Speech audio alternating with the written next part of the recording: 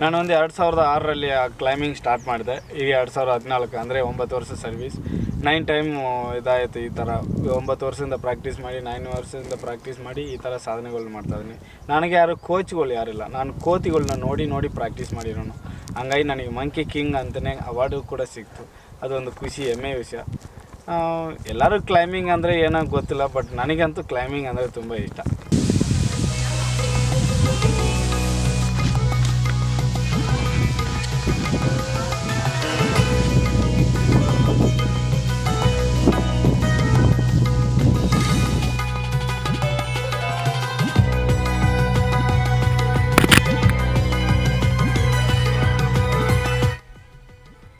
ದುಬೈಯಲ್ಲಿ ಇರೋಂಥ ಒಂದು Burj Khalifa ಇಡೀ ಪ್ರಪಂಚದಲ್ಲೇ ಎತ್ತರವಾದ ಕಟ್ಟಡ ಅದು.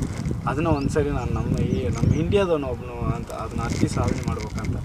ಅದು ನನ್ನ ಹುಡುಗರಾಗಲಿ ಇಲ್ಲ ನಾನಾಗಿರಲಿ ಅವರೇ ಆಗಿರ್ಬೇಕಂತ ನಾನು ಖುಷಿಯಿಂದ ಅದನ್ನು ಹತ್ತಿ ಸಾಧನೆ ಮಾಡ್ಬೇಕಂತ ನನ್ನ ಟಾರ್ಗೆಟ್ ಬುರ್ಜ್ ಖಲೀಫಾ.